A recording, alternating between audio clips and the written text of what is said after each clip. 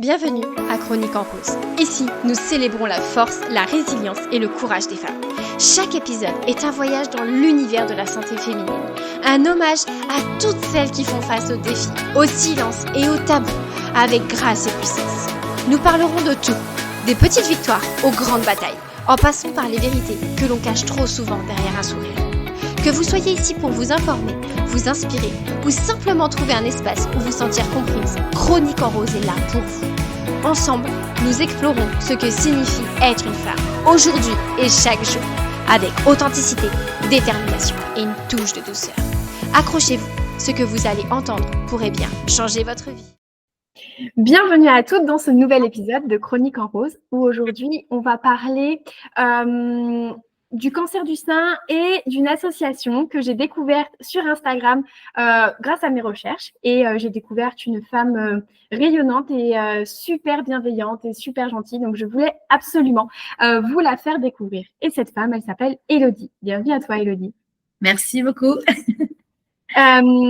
Je te remercie beaucoup d'être là avec nous aujourd'hui, de nous partager ton parcours, ton expérience et bien sûr ton rayonnement, puisque pour les personnes qui écoutent, je vous invite juste à aller voir la vidéo pour voir le visage de Élodie, qui est toujours très souriante et très solaire. Oui, je crois que ça fait partie de ma marque de fabrique. Et bien, continue, c'est une très bonne marque de fabrique alors. J'aime bien commencer mes interviews par une question qui est plutôt simple, mais en même temps un petit peu complexe à répondre. La question, c'est qui es-tu, Élodie? Alors moi, je suis tout d'abord une femme à part entière, une épouse, une mère de famille. Voilà, j'ai 2 enfants et je m'épanouis dans mon métier qui est de l'architecture d'intérieur. Donc, mon métier, c'est de rénover les bâtiments et de faire en sorte qu'ils soient dans la meilleure santé possible, voilà, le plus longtemps possible. Et voilà qui je suis. C'est très bien. Et déjà, félicitations à toi d'être architecte d'intérieur, parce que je pense que ça reste quand même des belles études à faire, longues un petit peu. Oh, le plus difficile finalement, c'est de travailler dans un milieu d'hommes. Parce que les études, finalement, on les fait. C'est quand on aime en plus ce qu'on fait, il n'y a pas de souci. Et dès l'instant où on rentre dans le vif du sujet, dans la vraie vie, dans la réalité du marché travaux, là, on se rend compte qu'il y a vraiment un monde très masculin. Et c'est toujours intéressant quand on est un petit peu féminine comme moi d'arriver avec mes chaussures de chantier, de piloter des hommes sur le chantier. Félicitations à toi. Et il nous faut encore plus de femmes comme toi qui pilotent les hommes sur les chantiers. Ou qui pilotent les hommes tout court. Exactement, je n'osais pas le dire. J'ai osé à ta place. En tout cas, bravo à toi, parce que comme tu dis, être dans un métier d'homme, parfois on peut se confronter à des hommes justement qui sont un petit peu réticents à être commandés par une femme, malgré le fait que ça avance dans notre ère, mais on a toujours des têtes dures et puis je pense qu'on aura toujours. Mais voilà, merci à toi de le faire, ce que d'autres femmes font et ce que d'autres femmes n'osent pas faire.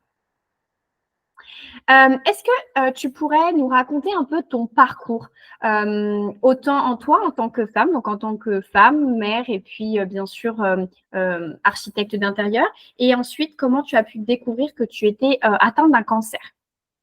Alors, comme beaucoup de femmes, j'ai donc fait mes études, j'ai commencé à travailler, je me suis mariée entre-temps et en fait, toujours prise dans le quotidien, à pas vraiment penser à soi. J'ai même, je pense, fait un joli burn-out à un moment donné dans mon ancienne entreprise. Je m'en suis rendu compte qu'au bout d'une année, mais en tout cas, je m'en suis rendu compte et j'ai rebondi. Ce qui m'a permis d'évoluer dans mon milieu professionnel et de postuler chez une autre société, pour ne pas la citer, Ubisoft, où je m'occupe de leur bâtiment. Et malheureusement, 9 mois après mon embauche, je me dis c'est bizarre, j'ai une douleur dans le sein. Bon, je vais à mon contrôle annuel de gynécologie et mon gynéco me dit écoutez, je sens rien. qu'on fait, c'est une échographie de contrôle pour vous rassurer. Parce qu'il faut savoir que jeune, donc avant 40 ans, on évite les mammographies. Ce sont des rayons, ça agit sur les cellules, ça peut provoquer certains cancers à terme. Donc, on évite de le faire trop jeune. Et donc, échographie de contrôle. J'y vais 2 mois après, à la fin des vacances. Et là, on me dit, bon, il n'y avait peut-être rien de grave, mais ce serait quand même intéressant que vous fassiez une mammographie. Je fais, ah bon, mais j'ai 32 ans, c'est un peu jeune. Non, non, non, non, non, on va la faire quand même. OK, je fais ça. Ils me disent, bon, on ne sait pas. Donc, pas de mauvaises idées, mais on va faire un IRM et complété par une biopsie. OK. Bon, vous êtes sûrs parce que là, c'est la rentrée des classes. Ma fille rentre en petite section, donc elle rentre à la grande école. Moi, j'ai la rentrée avec tout mon travail, mon très gros projet qui m'attend. Oui, mais quand même, on fait tout dans les 3 jours qui suivent.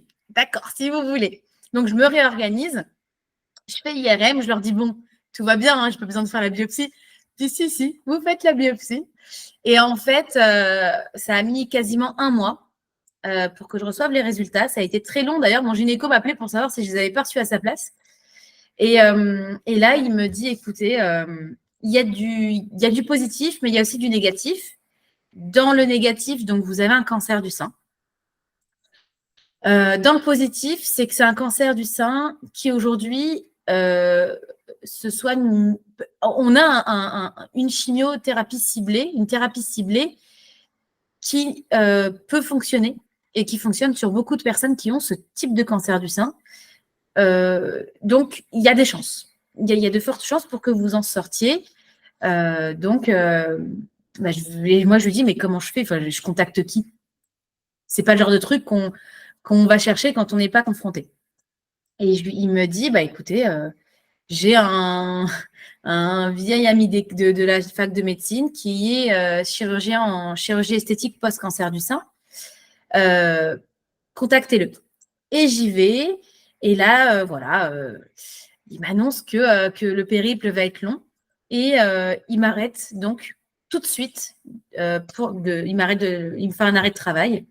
Et là, Et là, c'est vraiment le début de ces 18 mois un peu compliqués. Je comprends. Et quelle a été tes premières réactions face à ce diagnostic? Alors, on réagit toutes différemment, je pense, par rapport à l'âge et par rapport au métier aussi qu'on fait. J'ai considéré que, en fait, c'est un peu bizarre à dire, mais je suis sortie en fait de mon corps. Je me suis dit, c'est pas moi qui suis malade. Moi, je suis en pleine forme. Mon cerveau fonctionne super bien. Je vais accompagner une personne qui est malade. Ok. Et donc, je me suis dit, au lieu de rénover un bâtiment et de faire en sorte qu'il vive, je me suis dit, je vais rénover, enfin, je vais agir sur mon corps, je vais être en mode projet, je vais y aller, je vais tout organiser. J'avais ma pochette de couleurs par sujet. En fait, j'ai vraiment considéré ce suivi médical comme un projet à part entière. Et je me suis dit, allez, on y va, on s'organise et on fait en sorte que ça fonctionne et d'arriver au bout de ce projet. Voilà. Et ça t'a aidé justement de considérer du coup la maladie comme un projet à rénover, on va dire, et à aller jusqu'au bout de ce projet? Je pense que je me suis auto-protégée. Le corps est bien fait, hein, il est assez extraordinaire. Il s'auto-régule autant côté psychologique, émotionnel que côté physique. Et inconsciemment, hein, parce que ce n'était pas du tout conscient, mais inconsciemment, je pense que je me suis auto-protégée en dissociant mon esprit et mon corps et en me disant, on va y aller. Et puis, c'est toujours plus simple, en tout cas pour moi, de coacher, si je peux dire, c'est vraiment le mot qui me vient, mais de coacher quelqu'un en lui disant, ça va aller, regarde, fais ça, plutôt que de me dire, oh, faut que je me lève ce matin, comment je vais faire, j'ai encore une chimio, j'ai machin. Mais en fait, le fait de s'auto-motiver, voilà, de se dissocier, peut-être que je me suis protégée et ça m'a très certainement aidée à avancer et à accepter tout ça. Déjà, bravo à toi. Merci. Donc, c'était il y a combien de temps l'annonce de ces diagnostics? C'était exactement le 8 octobre 2019. Ok, donc aujourd'hui… Bientôt 5 ans. Alors, aujourd'hui, on enregistre, nous sommes le 6 septembre 2024, mais quand nos internautes écouteront cette interview, nous serons au mois d'octobre. Donc, je pense qu'on sera au niveau presque de la date d'anniversaire, entre guillemets. Tout à fait. Comment tu te sens aujourd'hui? Sans rentrer trop dans les détails, toi, comment tu te sens aujourd'hui? Aujourd'hui, je me sens tout simplement revivre. Un petit peu, je dis souvent que quelque part, on a plus de chance quand on a un cancer que quand on se traverse dans la rue et qu'on meurt sur le coup. Parce qu'on a la chance de pouvoir guérir, être en rémission, on a la chance de pouvoir avancer dans la vie et de continuer de vivre. Alors que quelqu'un qui traverse dans la rue et qui meurt sur le coup n'a pas cette chance. Donc, je suis vraiment partie de ce constat-là. Et aujourd'hui, je me sens vraiment bien et je me dis, voilà, j'ai eu une chance, la chance. J'ai tout fait pour en arriver là et ça a fonctionné. Certes, ça ne fonctionne pas toujours. On est tous différents. Chaque cancer est différent. Mais ça m'a permis d'être là où j'en suis et d'avoir des idées plein la tête et de revivre, en fait. Voilà, de vivre pleinement mon quotidien. Eh on te le souhaite et bravo à toi en tout cas. Est-ce que tu pourrais nous parler des moments les plus difficiles que tu as pu traverser et comment les défis ont influencé ton système de santé, ta vision sur ta santé, sur ton corps, sur comment prendre soin de toi? Alors, dans mon malheur, j'ai une chance, c'est que ma mère est praticienne shiatsu et réflexologue depuis une vingtaine d'années à peu près. Et quand on a appris le diagnostic, on l'a annoncé très vite à la famille. Très, très vite, de toute façon, quand une personne jeune a un cancer, ça va très, très vite parce que le cancer évolue beaucoup plus vite que quand on est une personne âgée. Et en fait, on l'a tout de suite annoncé à la famille, donc ça a été un vrai choc. Et chaque personne a considéré a essayé de trouver sa place dans l'accompagnement. Et moi, j'ai eu quelques jours avant de l'annoncer à ma famille pour m'organiser aussi. Et je me suis dit, il faut y aller. On se met en mode combat. J'ai pleuré pendant 2 jours. J'ai eu mal à la tête pendant 2 jours. Je me suis dit, il est hors de question que je me remette dans cet état. C'est pas une fin en soi. C'est une fin quand on est dans le cercueil. Mais avant d'y être, ça n'est pas une fin. On peut agir. Et en fait, moi, déjà, je me suis mise dans un mode action, projet. Et les personnes qui m'ont entourée, donc notamment ma mère, elle a dit, c'est pas normal que ce soit dans ce sens-là. En général, ce sont les personnes âgées qui ont les maladies, pas les enfants. Et en fait, elle m'a accompagnée, elle m'a proposé en fait de m'accompagner pendant tous mes traitements par la réflexologie et le shiatsu au fur et à mesure donc des besoins, puisque en fonction des traitements, le corps reçoit des choses différentes et il a des besoins différents d'accompagnement. Et donc voilà, donc l'accompagnement a été celui-ci par rapport à ma mère. L'accompagnement de mon père, ça a été plutôt la partie logistique. Donc, je vais t'emmener à l'hôpital. La petite, t'inquiète pas, on fait. S'il faut la déposer ici. Et en fait, mon père, c'est plus la logistique. Et mon mari, ça a été tout le quotidien. Organiser justement pour que mes parents puissent m'aider, venir, organiser son travail, organiser la maison, organiser en fait aussi, moi j'avais pris en main la partie hôpital, etc. Mais je voulais qu'il m'accompagne, donc lui il devait s'organiser aussi pour être là pour moi. Et il devait aussi s'occuper de moi. Quand après une chimio, je dormais pendant une semaine, c'est lui qui me disait, allez, c'est l'heure d'aller au lit ou va sur le canapé dormir. Voilà, c'était… ou tiens, je t'ai préparé un tout petit peu à manger, il faut que tu manges. Donc voilà, c'était vraiment des petites attentions pour moi et une grosse organisation à lui à gérer, plus son côté psychologique. C'est mon mari, on s'est épousés pour le meilleur et pour le pire, et là, il fallait gérer un peu le pire. Donc, il a vraiment tout pris en charge. Donc, l'accompagnement, pour moi, ça m'a permis vraiment de me délester d'un poids, et d'un poids énorme, parce qu'une petite fille de 3 ans, fallait aussi l'accompagner. Et c'est vrai que j'ai oublié, mais ma fille de 3 ans a été aussi mon aidante. Elle était là quand je ne pouvais plus la porter parce que j'étais opérée on m'a mis un cathéter sous la peau pour les chimios. J'avais pas le droit de la porter pendant 3 semaines pour ne pas qu'il se déplace, etc. Je lui ai expliqué. Et elle était là pour me réconforter aussi.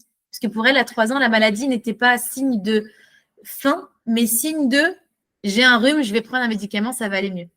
Et c'est vrai que cette innocence m'a beaucoup aidée aussi à avancer et à relativiser. Bravo. Bravo à toi, en tout cas. Bravo à tes parents et à ton mari et à ta petite fille qui ont fait face avec toi lors de cette maladie. Et je pense que le soutien est quand même très important dans, alors, je ne vais pas dire guérison, mais dans une rémission, puisque je le vois également avec ma maman, mais je le vois également avec beaucoup de personnes qui, quand ils sont accompagnés, c'est toujours beaucoup plus léger de pouvoir se dire je suis accompagnée, je vais pouvoir me décharger de certaines choses. Et me concentrer sur moi. Ce qu'on fait rarement en tant que femme. Mais là, c'était allez, je me focalise sur moi-même. Comment faire pour demain recommencer une vie et redonner aux autres. Donc, c'est oui. Totalement, je suis totalement d'accord avec toi. Est-ce que durant ton parcours médical de soins, est-ce que tu as fait face à des problématiques avec les médecins, avec les hôpitaux? Alors, oui, effectivement, le monde médical est un monde que je ne connaissais pas. C'est un monde très particulier. Il y a de très belles personnes qui font ça vraiment par amour de l'homme, de l'être humain, l'amour des autres. Et il y en a d'autres qui font ça malheureusement pour l'argent. Et ils transpirent ce sentiment-là. Et sachant que j'ai la chance, j'habite en Île-de-France et autour de moi, j'ai plusieurs hôpitaux privés ou publics d'ailleurs qui accompagnent en traitement de cancer. Mais malgré ça, la première oncologue que j'ai vue, qui était une femme, donc on s'est dit c'est une femme, elle est censée être assez proche assez consciente du risque et de tout ce qui va autour de ce cancer du sein. Ça a été une véritable catastrophe. Elle s'est trompée en fait, elle remplissait une feuille profil pour diffuser à tous les différents corps de métier, spécialités qui tournent autour des traitements du cancer. Et en fait, elle s'était juste trompée de sein. Juste trompée de sein. Et quand on a essayé de l'appeler pendant une semaine, elle ne répondait pas. Au bout d'une semaine, les secrétaires, il y en avait 4, mais il n'y en avait pas une qui transmettait l'info. Et mon mari arrive à la voir au téléphone au bout d'une semaine et elle lui dit en fait, j'ai pas eu le temps de relire mes notes. Et là, on s'est regardés tous les deux et on a dit qu'est-ce que c'est que… Enfin, c'est pas possible. C'est pas possible, tu peux pas répondre ça. J'avais 32 ans. L'idée, c'était de revoir un enfant. L'idée, c'était de poursuivre ma vie, en fait. Au début de ma vie, l'idée, c'était de poursuivre ma vie et pas d'avoir une oncologue qui te dit non, mais j'ai tué votre femme, excusez-moi. Quoi. Enfin, on était dans cet état d'esprit-là à ce moment-là, entre le stress, la nouvelle, l'organisation, enfin, une émulation de plein de choses. Et elle qui nous dit ah j'ai pas eu le temps de me relire. Ouah. Donc, effectivement, j'ai eu ce premier problème. Donc, j'ai changé d'oncologue. J'ai une amie qui m'a redirigée vers un oncologue extraordinaire, fabuleux, qui m'a beaucoup, beaucoup aidée aussi. Je posais 15, 20, 50 questions à chaque fois que je le voyais. Ça le rendait dingue. Mais un homme très, très fabuleux. Et autre sujet, alors moi, j'ai été diagnostiquée en octobre 2019. Et 5 mois après, on a tous connu le Covid, le premier confinement. Donc, pendant que vous tous étiez confinés, moi, je sortais plusieurs fois par semaine pour aller à l'hôpital. Voilà, c'était… voilà, moi, je sortais. Je n'ai pas été confinée. Je n'ai pas eu cette organisation de travail ou quoi. Moi, j'étais à l'hôpital. L'avantage, c'est qu'il n'y avait personne. Les médecins m'attendaient. C'était fabuleux. Et à la fin de mes chimiothérapies, j'ai dû être opérée. Et en fait, ça a été décalé d'1 mois parce que, à mon âge, les médecins ne veulent pas qu'on ressorte avec un sein en moins. Qu'ils ont en fait, mon oncologue a lutté pour que je me fasse opérer, avoir la reconstruction en même temps. Et en fait, pareil, là, c'était les anesthésistes qui faisaient grève parce que le Covid, c'était un enfer à l'hôpital. Les problématiques de lits, de manque de lits, parce qu'ils donnaient des lits aux personnes Covidées, au service Covid. Donc, il y a eu... C'était très compliqué. Très, très compliqué, plus les opérations qui étaient décalées, plus les diagnostics qui étaient décalés. En fait, c'était une situation très stressante aussi. Et le jour où j'ai été, où on a déconfiné, tout de suite, mon oncologue m'a dit, bon, je ne sais pas comment ça va évoluer, mais tout de suite, prenez rendez-vous. Hop, j'ai pris rendez-vous, j'ai été opérée 3 jours après. Ça s'est fait très, très, très, très vite, ce qui n'était pas plus mal. Ça m'a permis d'éviter de trop cogiter. Et voilà, donc le monde médical, effectivement, est un monde particulier. Oui. C'est un monde fabuleux, hein, ça sauve des vies. Bien sûr. Mais attention, le côté psychologique, le côté humain n'est pas forcément pris en compte. Ça, j'en ai conscience au fur et à mesure des interviews que j'ai pu faire. Plus ça va et plus voilà, j'en apprends. Et puis évidemment, moi, je le vois aussi également de mon côté. Du coup, après avoir vécu toutes ces épreuves, et puis cette médicale un peu aléatoire où je tombe sur des personnes qui sont compétentes et qui arrivent quand même à avoir un côté humain et des personnes qui sont pas du tout voilà, dans l'humain. Qu'est-ce que tu as fait? Qu'est-ce que tu as pu te dire? Je t'avoue, je n'ai pas compris la question. Excuse-moi. Il n'y a pas de souci. Par rapport à tout ce que tu as pu vivre au niveau, on va dire, errance médicale, entre guillemets, comment tu as pu voilà, gérer toute cette partie, en fait, et comment tu as pu, toi, en fait, t'en sortir de cette errance médicale? Alors, en fait, ça peut paraître tout bête, mais il faut savoir que quand on doit se faire soigner, c'est on parle de notre corps. D'accord ? Le médecin peut dire tout ce qu'il veut. C'est de notre corps qu'il s'agit et c'est à nous de prendre les décisions. Alors, je ne dis pas refuser les chimios, les gars, c'est une catastrophe. Je ne dis pas ça. Les chimios m'ont sauvé la vie. Ce que je dis, c'est soyez toujours conscient de ce que les médecins vous proposent. Essayez de comprendre, même à minima, pour avoir le contrôle sur les traitements, pour être sûr, en fait, que les patients, les médecins ne se trompent pas sur vous. Par exemple, l'histoire du sein droit, du sein gauche, il y a eu des femmes qui ont été irradiées, donc par les radiothérapies, du mauvais sein. C'est arrivé, malheureusement, de nombreuses fois, où j'ai entendu aussi les cas de personnes qui devaient se faire amputer d'une jambe, qui se sont fait amputer de la mauvaise. Voilà. On parle, la radiothérapie, c'est pire que l'amputation. Hein. Enfin, c'est au même niveau, on va dire. Donc, on est vraiment sur des sujets droite-gauche. Le regard de la personne qui est en face et le vôtre, c'est côté droit, c'est le côté droit, mais c'est la partie gauche pour celui qui est en face. Donc, il faut vraiment toujours suivre ce que les médecins font. Donc, moi, ce qui m'a permis peut-être de garder la tête sur les épaules, c'est ma formation de gestion de projet. J'ai dit que c'était un projet et j'ai jamais lâché. Je me suis toujours dit, c'est à moi d'accepter ou pas ce qu'on me propose.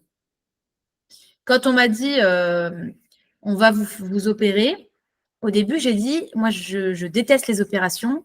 Je vous fais tout le reste, mais je ne fais pas l'opération. Mon oncologue m'a dit, écoutez, si on devait choisir un traitement, ce serait l'opération. Enlever, en fait. J'avais très, très peur de l'opération. J'avais jamais eu de cicatrice. Je m'étais jamais fait opérer de quoi que ce soit. J'ai jamais été vraiment malade. Et il m'a dit, si, l'opération. J'ai dit, OK. J'ai dit, bon, qu'est-ce que vous me faites? Il dit, voilà, on enlève. J'ai dit, attendez, donc il n'y a plus de mamelon? Il n'y a plus de peau? Mais c'est pas possible, vous faites comment?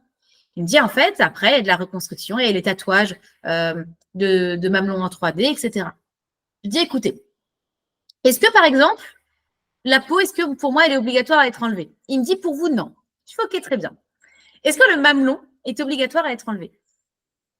Il me dit, écoutez, vu votre âge, le risque de récidive est plus long. Vous avez plus d'expérience de vie. Vous auriez 80 ans, je vous aurais dit, gardez-le. Ne vous faites même pas opérer. Vous avez 30 balais, le sujet n'est pas le même. Et je lui dis, écoutez, ce qu'on va faire, c'est que on vérifie, vous vérifiez de côté médical, et s'il y a la possibilité que je garde mon mamelon, je le garde. Je dis, franchement, qu'est-ce que vous me demandez là? Et 3 semaines de négociation avec le corps médical. Et au bout de 3 semaines, il vient me voir et me dit, écoutez, on a convenu une solution. On vous opère par un autre endroit, parce que normalement, ils enlèvent le mamelon, donc ils opèrent par le mamelon. C'est pour ça que la cicatrice est au niveau du mamelon. Et moi, il me dit, on vous opère comme une chirurgie esthétique par le bas. Par contre, on fait des prélèvements du mamelon. Si lors des prélèvements, il reste des tumeurs, parce que les tumeurs peuvent être des cellules, hein, on vous réopère une semaine après. Je lui dis, vous savez quoi? Je prends le risque. Je prends le risque. Et grâce à Dieu ou quelque chose, ou peut-être juste moi, finalement, il y a mon corps, grâce à mon corps qui s'est peut-être défendu comme il le fallait, je n'ai pas eu besoin de me réopérer. Et donc aujourd'hui, j'ai l'apparence d'un vrai sein. Je n'ai pas eu ce poids psychologique comme beaucoup de femmes, de se retrouver non seulement sans le volume du sein, mais en plus sans l'apparence. Donc voilà, ça a été vraiment, par exemple, une vraie négociation. Mais c'était pour moi important d'avoir un mini contrôle sur ce que je pouvais, sur mon corps. Et c'est ce qui me faisait tenir aussi, hein, de se dire, j'avance avec lui. Je ne suis pas là passive en disant, ils font ce qu'ils veulent et puis on reprendra le contrôle plus tard. Non, je voulais garder un minimum.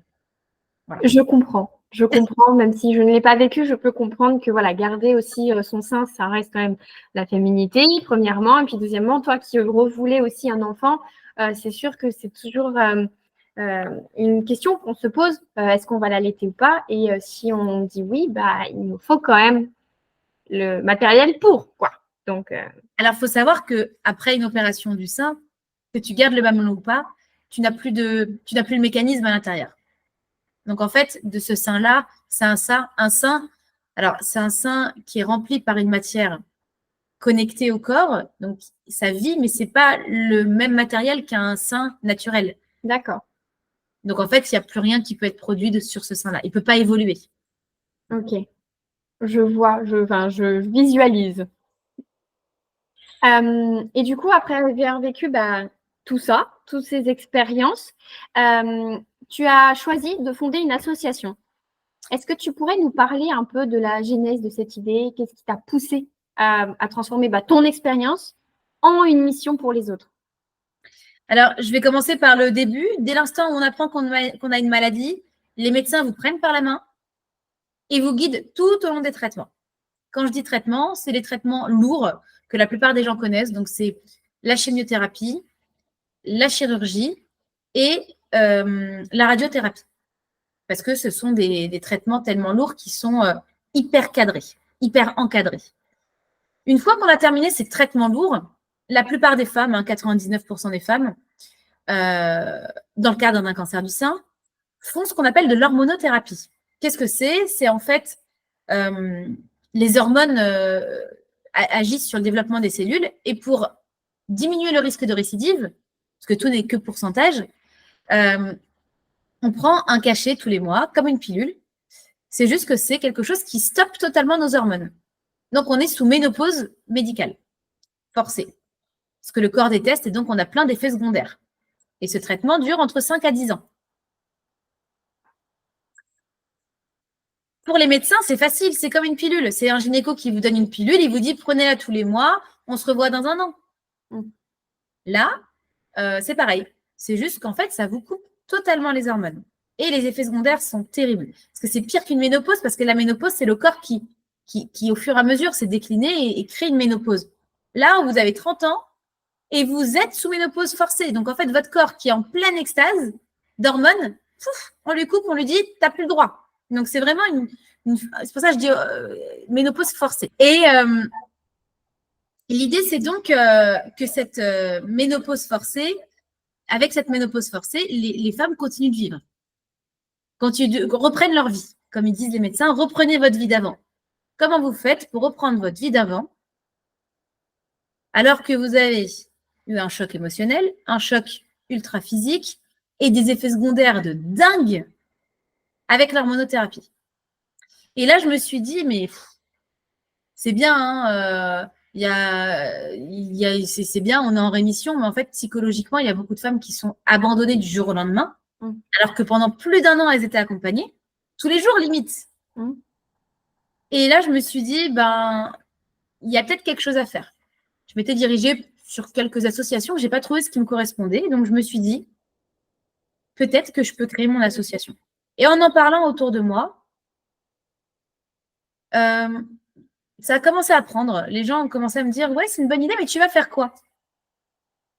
Et en parallèle de ça, quand j'étais en chimiothérapie, donc au début de mes traitements, j'avais ouvert un compte Instagram en partageant des trucs et astuces au quotidien, parce que c'est bête, mais les assurances, la garde d'enfants, des sujets qu'on n'imagine pas, la garde d'un animal, comment on fait quand on a un chien, qu'on est tout seul.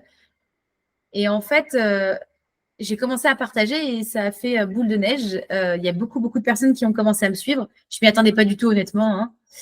J'étais loin de ça, d'ailleurs. Je me suis dit, personne ne va vouloir lire quelque chose qui concerne une maladie comme ça. Et en fait, on se rend compte qu'il y a un énorme réseau. Et j'ai même eu un petit garçon de 13 ans qui me contacte un jour et qui me dit bonjour, je lance une bouteille à la mer. Je suis en traitement, je viens de faire ma chimiothérapie et j'ai très mal à la tête. Est-ce que vous avez une solution? Et je lui dis écoutez, j'ai eu la même chose quand j'ai perdu mes cheveux. J'ai eu extrêmement mal au cuir chevelu. Et je lui ai dit moi, ce qui m'a fait du bien, c'est de raser à 1,5, 2 cm. Je ne pouvais pas plus, j'avais trop mal de toute façon. Mais le cheveu ne bougeait plus. Donc, en fait, ça m'a beaucoup soulagée. Je lui dis ça, je lui écris ça. Il me répond 15 minutes après avec une photo de lui, crâne rasé. Il me dit, ça va, je suis pas trop moche. Je dis, qu'est-ce qu'on s'en fiche, les cheveux, ça repousse. Et il me dit, par contre, j'ai plus mal. Et rien que pour ça, je me suis dit, mais en fait, l'asso, en fait, ça va être ça. Ça va être juste aider les gens dans leur quotidien, que ce soit pendant ou après les traitements, en fait. Il y a beaucoup d'associations qui s'arrêtent à 1 an après les traitements, mais en fait, on est rose un jour, rose toujours. C'est pas possible. Enfin, c'est vraiment ça. On a les cicatrices qui nous rappellent tous les jours qu'on a eu un cancer du sein. On a des effets, des fatigues plus prononcées. Moi, j'ai perdu l'usage de mes jambes à cause des chimiothérapies. J'ai toujours des problèmes pour les monter. Il y a des choses comme ça, des problèmes de dos qui sont à cause de l'opération. Enfin, il y a des choses. Ce n'est pas anodin du tout. Et donc, l'association, elle est là vraiment pour accompagner et diriger les gens aussi. Comment je fais pour trouver une perruque? Il y a des boutiques pour. Donc, avec l'association, on ouvre plein de possibilités, des ateliers de socio-esthétique, des ateliers de confiance en soi par les médecines douces, art-thérapie, sophrologie, naturopathie. On est sur l'accompagnement avec un annuaire qu'on est en train de mettre en place, un annuaire sur toute la France, avec par exemple des tatoueuses qui sont là pour la reconstruction du mamelon en 3D, ou d'autres possibilités avec des mamelons, des faux mamelons. En fait, on vous envoie des faux mamelons en silicone avec de la colle qui est spécialisée et ça vous permet d'avoir l'aspect d'un sein. Enfin, des choses comme ça qui finalement sont difficiles à trouver parce qu'on a peur pour notre corps, notre peau qui malheureusement a été beaucoup asséchée et affinée par les traitements. Et en fait, voilà, la sexualité, des sexologues qui accompagnent les femmes aussi à reprendre une vie sexuelle parce que les traitements agissent énormément sur cette étape-là de la rémission. Donc voilà, l'association fait plein de choses.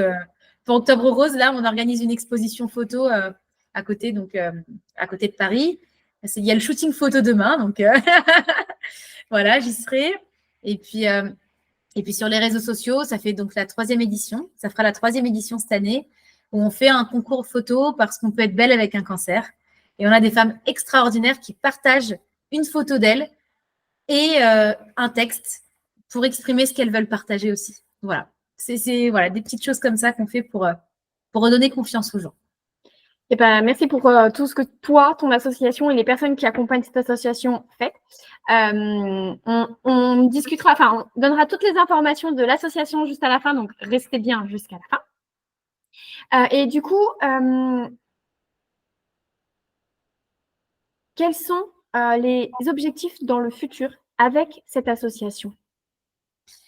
L'idée de l'association, donc c'est l'accompagnement, c'est pas la recherche, déjà, ça c'est important. Beaucoup d'associations récoltent des fonds pour faire de la recherche. Moi, je considère qu'aujourd'hui, on est plus sur une femme sur 10 qui est en rémission, mais 9 femmes sur 10. La médecine a fait des progrès fabuleux, extraordinaires. Donc, l'association n'est pas du tout dans ce but-là. L'association, elle est plus sur la personne en elle-même. Les gens s'isolent, les gens ne reprennent pas le travail ou sont mal accompagnés pour la reprise et donc reprennent trop vite et sont vite en dépression derrière. Donc, perdent leur travail et c'est crescendo. Les personnes ont vraiment besoin d'un accompagnement physique humain. L'idée, c'est donc d'organiser des ateliers de groupe ou individuels d'accompagnement. Donc, on a plusieurs projets là pour lesquels on recherche des subventions. Donc, c'est un projet, par exemple, qui s'appelle Entraide. L'idée, c'est de monter des ateliers, donc 2 ateliers en même temps, un pour les aidants et un pour les aider. Donc, un pour les personnes atteintes de la maladie et un pour les personnes qui les entourent.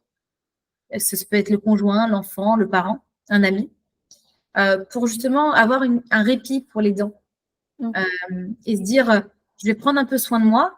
Et finalement, je n'ai pas trop de regrets, je ne me sens pas trop coupable parce qu'en même temps, la personne que j'accompagne prend aussi un moment pour elle. C'est important pour les deux. Pour les deux. D'un côté pour le répit et de l'autre côté pour le répit aussi parce que le patient a besoin aussi de se sentir un peu indépendant, reprendre le contrôle sur lui. Donc ça, c'est un vrai projet pour lesquels je recherche des subventions, ce qui vont me permettre bien sûr de payer un local, enfin 2 locaux, parce que c'est en même temps 2 endroits et pas loin pour qu'ils puissent facilement se retrouver et venir ensemble et repartir ensemble. Donc ça, c'est un premier projet. Il y en a un autre, c'est autour de l'alimentation.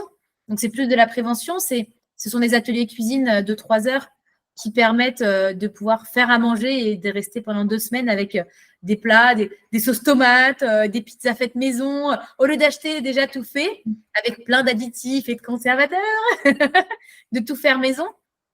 Donc ça aussi, c'est un vrai, c'est un sujet. Il y a aussi un autre projet, donc c'est l'entraide, mais pour les hôpitaux. Donc, aller dans les hôpitaux et faire ces ateliers-là. Les hôpitaux nous accueillent avec grand plaisir. Ils ont juste besoin qu'on rémunère les intervenants parce qu'eux n'ont pas les fonds. Mais ils ont les lieux et les gens. Ils me disent on est débordés de personnes qui ont besoin de ça. Donc voilà, l'idée de l'association, c'est de donner des outils, de donner des actions, d'organiser des actions pour que les personnes puissent, dans leur quotidien, continuer de vivre et de prendre soin d'eux et de reprendre le contrôle sur leur vie. Oui, d'accord, je vois. Déjà, merci pour tout ce que tu fais et tout ce que tu mets en place.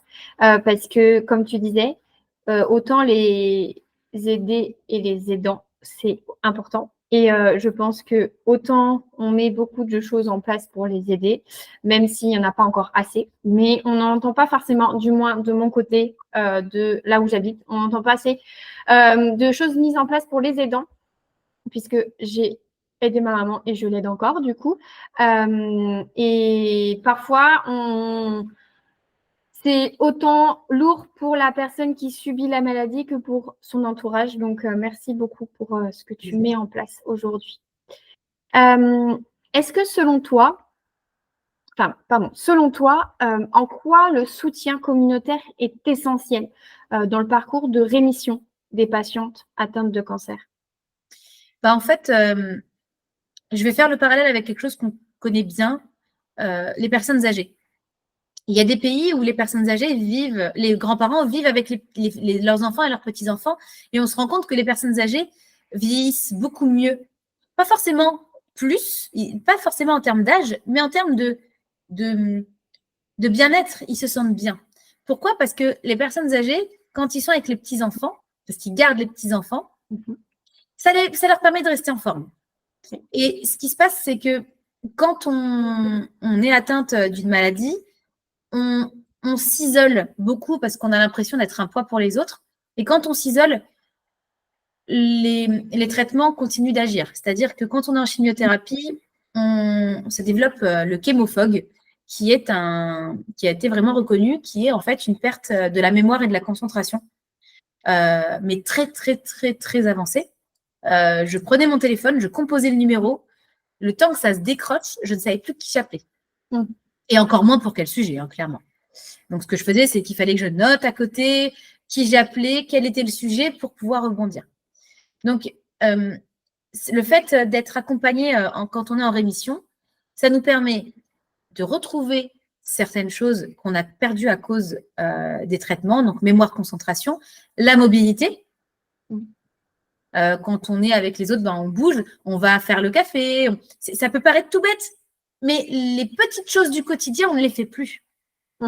Alors que quand on reçoit, on a tout un processus. On a l'avant, où il faut réfléchir à quelle date, quand, se rappeler de la date, anticiper pour faire les courses, anticiper pour faire à manger, organiser. Où est-ce qu'on, en fait, c'est tout un cheminement psychologique et c'est hyper important. Après, on rencontre les gens. Moi, ce qui m'a le plus marqué, c'est le poids, la force qu'on doit avoir quand on doit se concentrer. Mais quand on parle avec les gens, en fait, parfois 2 heures de discussion, mais ça m'épuisait jusqu'au soir. Et bien, le fait de pouvoir accueillir quelqu'un chez soi, même 1 heure de temps, même pour déjeuner, ou le café, c'était le moyen aussi de reprendre le contrôle, de reprendre cette concentration, de se remettre en fait dans des situations qui peuvent être qui peuvent paraître tellement simples au quotidien, mais qui pour nous en rémission sont tellement compliquées. Moi, clairement, je disais, moi j'ai une phrase que j'aime beaucoup parce que c'est vrai, c'était vraiment le cas pour moi, c'est il n'y a pas de petite victoire. Se lever le matin après une chimio, pour moi, c'était une victoire. Monter les marches après 1 an de kiné, pour moi, c'était une victoire. Servir le café à quelqu'un, pour moi, c'était une victoire. Tout était une victoire. Faire les devoirs avec ma fille, c'était une victoire. Aller au travail, même 2 heures de temps, c'était une victoire. En fait, vraiment, pour moi, la moindre petite chose du quotidien devenait une victoire parce qu'elle était difficile pour moi à récupérer, en fait, à retrouver. Donc, voilà, je pense que l'entourage permet de nous aider à faire ça, de nous aider à reprendre ces petits contrôles sur notre quotidien. Voilà.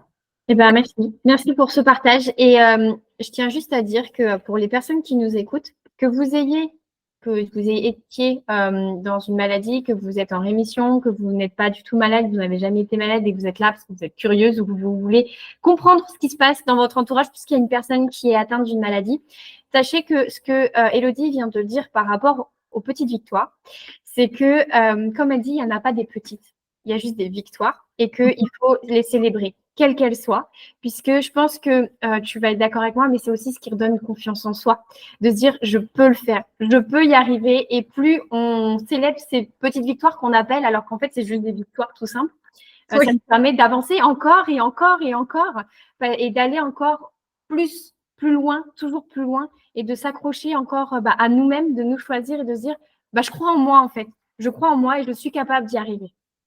Et parfois, en fait, l'auto-gratuation, l'auto-congrate, c'est important, en fait. Ça nous permet de nous dire, je suis fière de moi, j'ai réussi.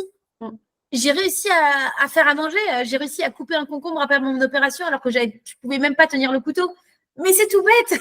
J'ai réussi à lever le bras après mon opération. Waouh!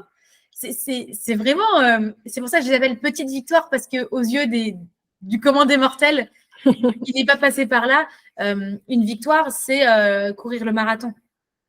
Mais en fait, ça, c'est notre marathon. Ces petites choses, ce sont nos marathons à nous.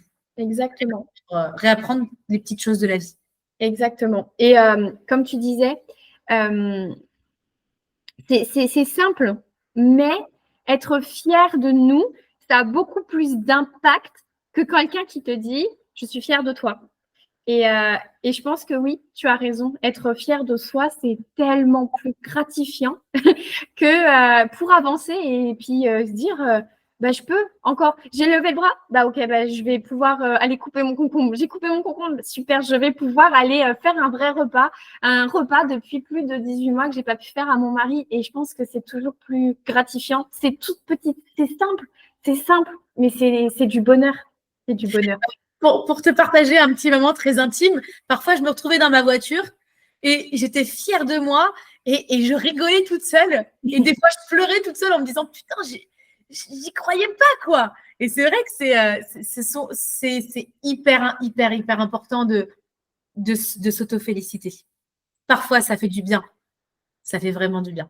Donc, merci beaucoup pour ce partage, Élodie. On va arriver sur la fin de l'interview, mais voilà, j'ai encore quelques petites questions.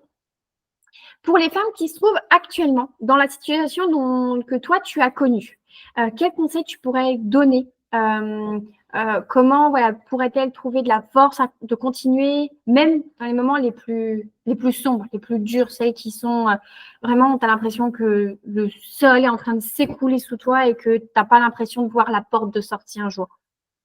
Je pense déjà que la première étape, laissez-vous aller, pleurer. Enfin, il faut évacuer. Ça peut être par le rire, par les pleurs, par les cris. Allez dans le jardin, hurlez. Mettez-vous dans votre salle de bain, hurlez. Pleurez à chaudes larmes. En fait, il faut évacuer. Déjà, ça, c'est important. Si vous avez besoin d'en parler, moi, personnellement, je n'ai pas voulu aller voir un psychologue. Pourtant, j'y suis allée. Mais moi, personnellement, je n'ai pas du tout apprécié cet échange. Mais il y a des femmes qui ne pourraient pas avancer sans ça. Donc, il faut aussi, si vous avez besoin de parler, n'hésitez pas à aller voir un psychologue. Les hôpitaux, souvent, en mettent à disposition, justement, pour parler, que ce soit les aidants ou les personnes concernées par la maladie en traitement. N'hésitez pas, en fait, déjà donc, à vous relâcher, à évacuer, peu importe la manière. Ça peut être par de la méditation, par le contrôle, ça peut être par justement, évacuer par des cris ou par des pleurs. Mais dites-vous, à un moment donné, allez, j'ai pleuré, maintenant, je passe à autre chose. Comment je fais? Qu'est-ce que je dois faire? Quelles sont les prochaines étapes? Bon, il y a les chimios, on va faire ça, ok. Il faut garder la force. Si maintenant, vous avez besoin d'un peu de motivation, le suivi en psychologie est très bien, mais ça peut être juste aller sur les réseaux sociaux et discuter avec d'autres femmes qui ont partagé le même parcours que vous. Communiquer, en fait, vous n'êtes pas seul. C'est d'ailleurs hyper intéressant parce que quand j'ai lancé le concours photo, il y a bientôt 3 ans, sur les réseaux sociaux, je me suis dit, qui va vouloir partager son expérience? Et en fait, le fait d'avoir des femmes qui se sont montrées crâne nu, elles étaient splendides, maquillées, magnifiques. Elles se sont montrées, certaines ont montré des tatouages suite à leur opération. En fait, il y a des femmes qui s'assument pleinement, qui ont partagé une partie d'elles-mêmes. Et avec les commentaires, il y a beaucoup de personnes qui ont beaucoup moins cette assurance-là, qui ont discuté et qui ont trouvé de la force en elles grâce à ces publications. Donc, allez sur les réseaux sociaux. Les réseaux sociaux, ce n'est pas que du négatif. Moi, je communique beaucoup plus sur Facebook que sur Instagram parce que déjà, la population est plus âgée sur Facebook et c'est vrai que l'échange est aussi plus facile sur Facebook. Mais il y a des femmes qui arrivent à trouver de la force en elles grâce à des échanges comme ça. Toutes simples. Moi aussi, mais j'ai vécu ça, mais je ne savais pas. Enfin, j'avais jamais rencontré quelqu'un qui avait vécu la même chose que moi, mais comment vous avez fait ça et ça et ça? Et en fait, c'est génial. Ça crée vraiment du lien. Donc voilà, si vous n'arrivez pas à vous-même trouver cette force, allez la chercher. Soit par un praticien externe. Il faut avoir parfois les moyens, parce que parfois c'est payant aussi. Mais, et soit par de la communication, par des réseaux sociaux. Écoutez, allez voir les associations de vos villes. Il y a plein de choses qui existent aujourd'hui. Totalement. Je suis totalement d'accord avec toi. Merci pour ces conseils. Je vais partir sur l'avant-dernière question, qui est: que dirais-tu aux personnes qui hésitent à rejoindre une association ou à chercher justement du soutien au sein d'une communauté, puisque le fait de faire le premier pas, parfois, ça peut être… on peut se mettre tellement de croyances en tête qui ne sont pas forcément fondées, mais ça peut être, j'ai peur d'être rejetée, oui, mais qu'est-ce qu'elle va penser? Je ne veux pas faire passer par ma victime, je n'ai pas envie d'aller étaler ma vie privée ou ma vie de santé, etc. sur les réseaux. Qu'est-ce que tu pourrais dire à ces personnes qui hésitent? Alors déjà, même via les réseaux sociaux, on peut très bien faire des messages privés. On n'est pas obligé de parler en public, surtout à l'échelle des réseaux. Pour moi, en fait, je pense que l'isolement est la pire des choses. En plus de ça, notre cerveau travaille tout seul, s'imagine plein de choses. Donc, il faut vraiment essayer de passer le cap. Après, je sais que pendant les traitements, on est suivi par les médecins, on est dans une bulle, donc c'est parfois difficile d'en parler parce que souvent, en plus, on n'accepte pas la maladie. Pourquoi moi? On se pose absolument 10 000 questions. Donc, on n'est pas prêt en fait à en parler et à échanger avec d'autres personnes. Mais j'ai vécu aussi un truc, on a un stand sur la brocante à côté de chez moi, et donc un stand de l'association. Et l'année dernière, il y a une femme qui me dit « Je vois des trucs Octobre Rose, vous faites des choses pour le cancer du sein ?» Et je lui dis « Moi-même, j'en sors. » Et là, elle me dit, et elle me parle de sa prothèse. Elle me regarde, « Ah oui, vous, c'est le sein machin, vous, ça se voit un petit peu, mais c'est bien. Moi, j'ai eu ça. » Et en fait, elle s'est ouverte à moi. On ne s'était jamais rencontrés. Comme si, en fait, on a vécu la même chose, donc on est sœurs. On peut s'en parler. On n'a pas besoin de justifier, on n'a pas besoin de prouver quoi que ce soit. On parle juste à une personne à égalité. Et ça, c'est parfois d'ailleurs plus difficile de parler à un psychologue qui n'est pas égal, qui ne comprend pas, ou à son médecin qui a un autre regard, plutôt qu'à une personne qui a été directement concernée par la maladie. Donc, vraiment, même si ce n'est pas le bon moment, mettez en tête, gardez-vous en tête que échanger à une personne qui a vécu quelque chose d'équivalent à vous, ça fait du bien. Ça fait du bien de ne pas être jugé, ça fait du bien de se dire « Tiens, moi aussi, j'ai fait ça. Ah, moi aussi, je suis allée là-bas. Mais tel oncologue, il est génial. » C'est vraiment, mais ça peut paraître tout bête, mais ça fait du bien de parler à des gens qui nous ressemblent. Voilà. Exactement. Eh bien, merci. Merci beaucoup d'avoir dit ça. Et vous l'entendrez, mesdames et potentiellement messieurs, dans les prochaines interviews, puisque on a parlé du fait que parler à quelqu'un qui sait ce que vous pouvez vivre, puisqu'elle l'a vécu, même si on ne ressent pas la maladie de la même façon, évidemment, toute maladie est différente, tout corps est différent, tout esprit est différent, donc ça sera toujours différent.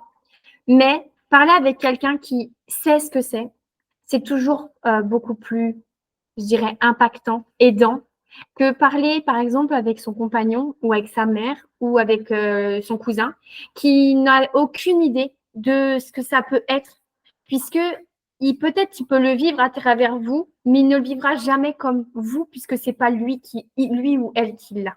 Donc, merci beaucoup pour ce partage, Élodie. On va arriver à la fin de l'interview, donc je tenais déjà à toutes vous remercier pour avoir écouté Élodie et mes différentes questions jusqu'au bout. Et j'aimerais savoir, Élodie, si tu as un dernier mot de la fin. Le dernier mot de la fin, continuez de vivre, les filles.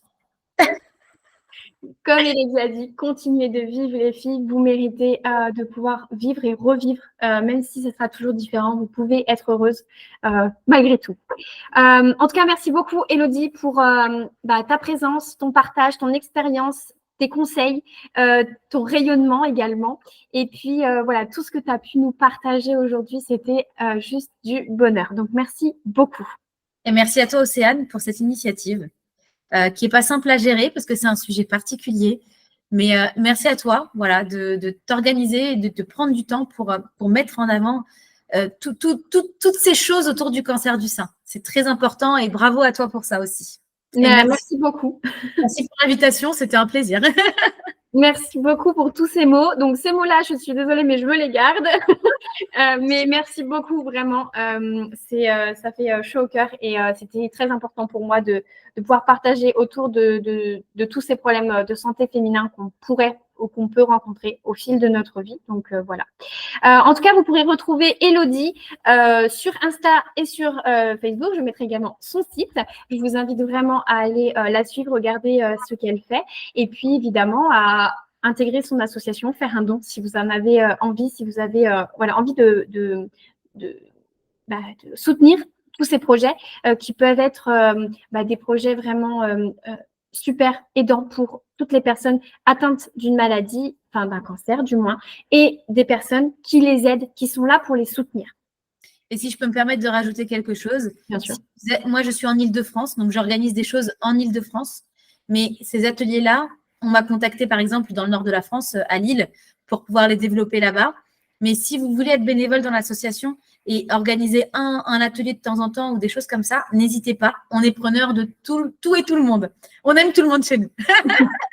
Évidemment. Faites, si le cœur vous en dit ou que vous connaissiez quelqu'un qui aimerait justement pouvoir organiser un atelier pour pouvoir potentiellement aider. Voilà, vous avez Élodie. Et Élodie, je te laisse juste donner le nom de ton association. Bien sûr. L'association s'appelle Quotidio, mieux vivre au quotidien. Je pense que le nom de l'association s'explique par lui-même. Exactement. Donc voilà.